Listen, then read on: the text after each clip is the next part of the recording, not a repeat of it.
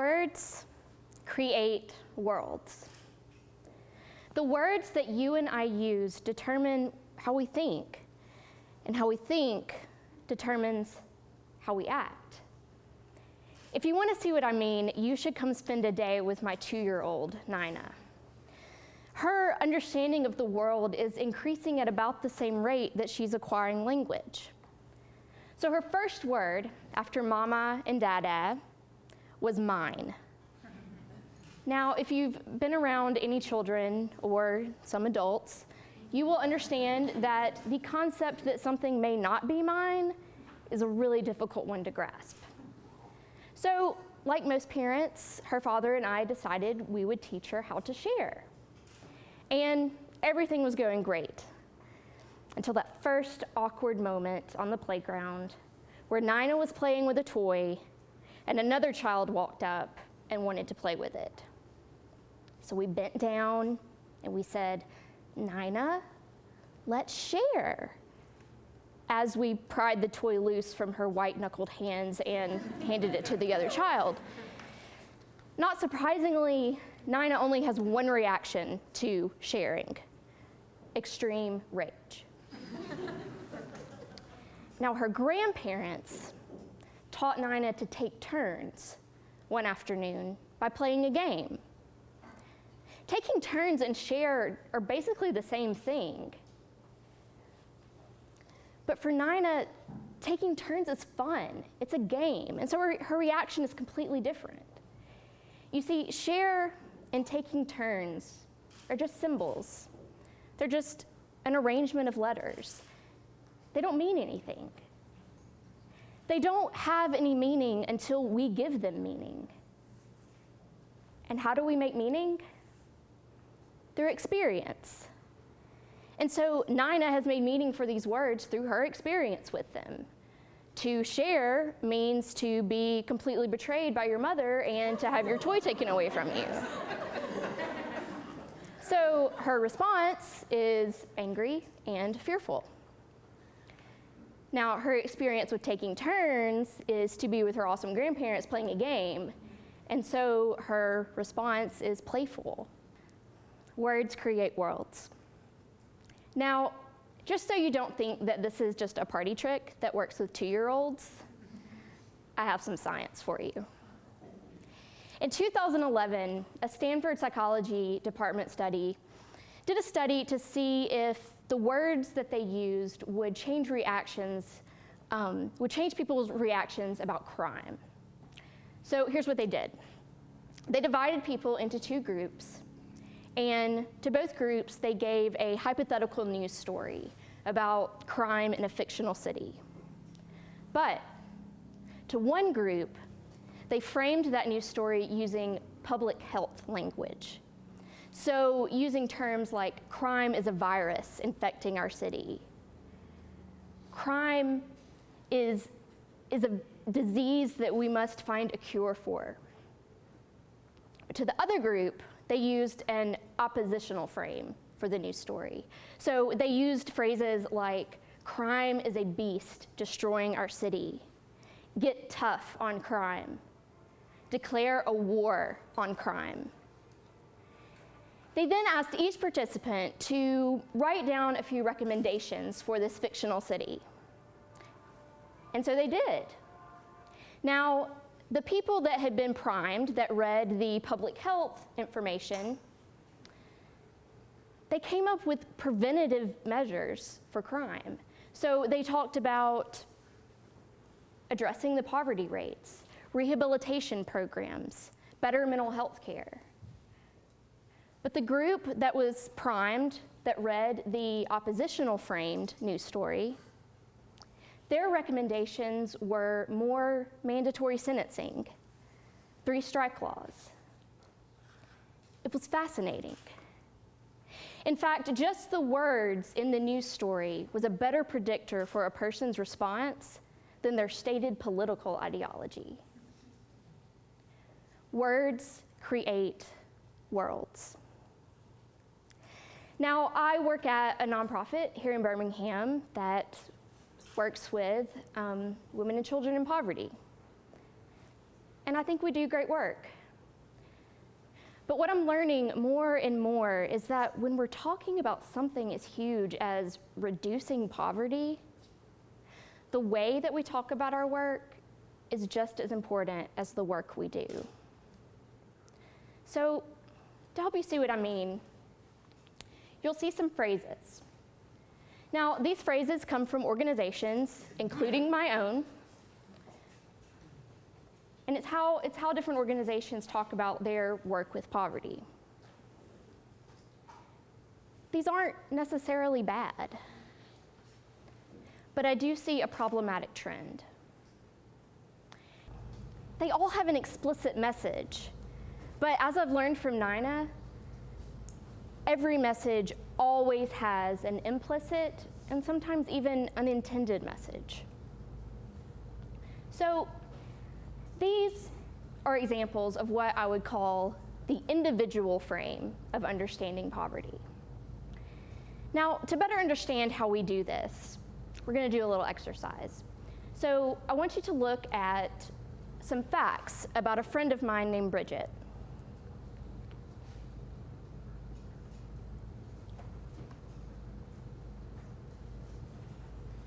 Now, these are just facts.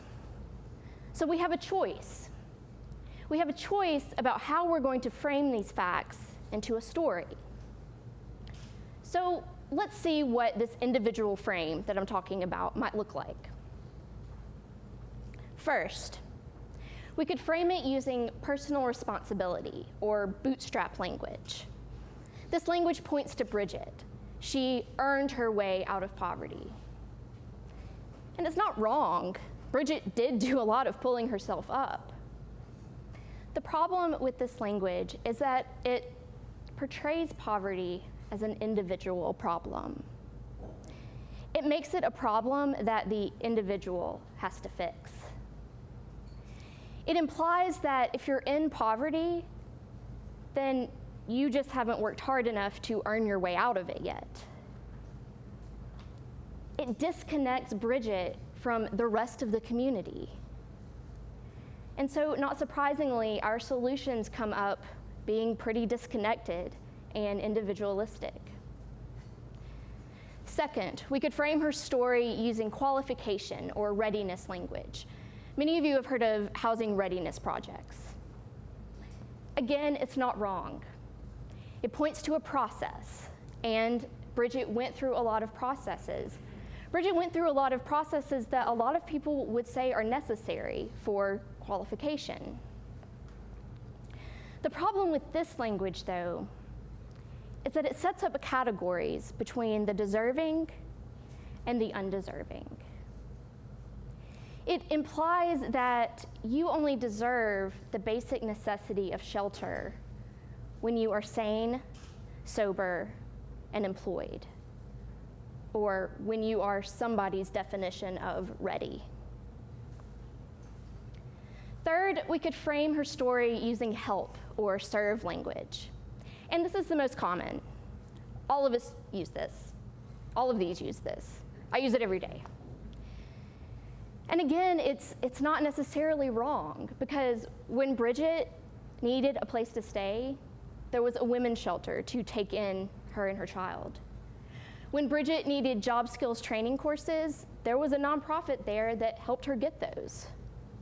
When Bridget decided to buy a house, there was another nonprofit that helped her get her finances together.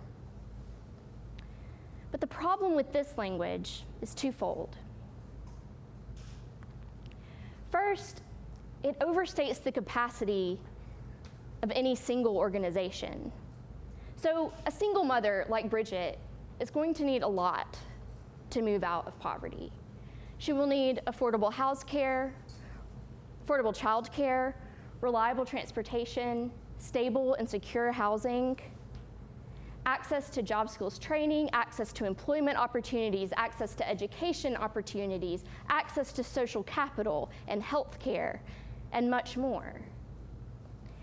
There is no one single organization that can do all of this, and also break down all of the racial and gender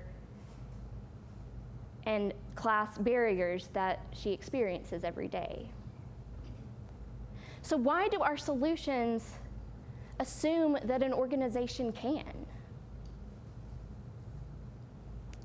Secondly, this language points to the organization. And in doing that, it puts all the power with the organization. And so what happens is, unintentionally, the organization becomes the savior, making Bridget, the person in poverty, just the object to be saved, without any agency or power of her own. And so our solutions end up portraying the poor as helpless, that they have to have our help to get out of poverty. These all paint a false picture of poverty. Again, they're not wrong. We use these every day, but they're not complete, right? They each point to one entity to solve poverty, which is completely ridiculous. One entity can't do it alone. So it's partial. This is a partial understanding of poverty. And because of that, I think we're only coming up with partial solutions. Because the truth is, we are all implicated in poverty. And we all have a responsibility for alleviating it. But also, we are all impacted by reducing poverty. We all benefit from it. Bridget wasn't the only one to be impacted by her move out of poverty. All of the hearing impaired students that she now works with have been greatly impacted, and the families of those students by extension. Her neighborhood has been impacted as she bought a house and moved in and created stability. In fact, our whole city has been impacted as she now campaigns really hard for neighborhood and city council elections. You see, when Bridget moved out of poverty, the entire community moved with her. But here's the thing. I don't have the magic word to magically create a more communal frame for understanding poverty. I think it's going to take all of us to do that. But I think that with is a good place to start. We work with, we serve with, because we're not going to overcome poverty by doing anything to or for someone. We need language that recognizes the dignity of us all. We need language that calls upon the responsibility of us all. We need to listen to the margins. How does Bridget tell her story? Well, she doesn't use words like qualified or economic impact or fiscal security or financial literacy. She uses words like love and community. We need language that doesn't create categories and doesn't perpetuate these power imbalances. We need language that shows poverty for what it really is, complex and communal. Because only then are we going to come up with the solutions that we need that are also complex and communal. Words are powerful things, and we are all deeply affected by them, whether we're conscious of it or not. And that makes us really vulnerable. But it also makes us incredibly powerful. Because if words create worlds, then different words can create a different world. Think of the possibilities. What are you going to say next? Thank you.